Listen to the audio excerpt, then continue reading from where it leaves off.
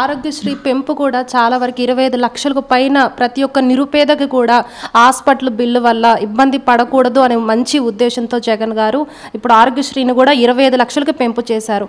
అయితే కొన్ని హాస్పిటల్లో అవి యాక్సెప్టబుల్ కావట్లేదు అని కూడా రీజన్స్ చెప్తున్నారు. అది ఎంతవరకు అంటే కొన్ని బిల్స్ కనుక ఆగితే ఆగికుండా వచ్చేవో కానీ ఇవ్వకపోవటం అనేది ఉండదు.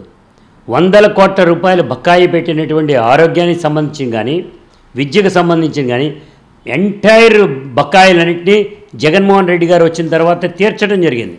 అటువంటిప్పుడు ఇవి ఎందుకు ఆపుతారు? పిల్లల చదువులు కానీ ఆరోగ్యానికి కానీ ఆపే పరిస్థితి లేదు. ఎన్ని వేల కోట్ల రూపాయలు ఉన్నా కానీ అవన్నీ తీరుస్తారు. నాకు తెలిసినంత మటుకు అంత లెక్క మాత్రం ఉండదు. అది ఊరికినే చెప్పటం వారికి మాత్రమే జరుగుతుందండి.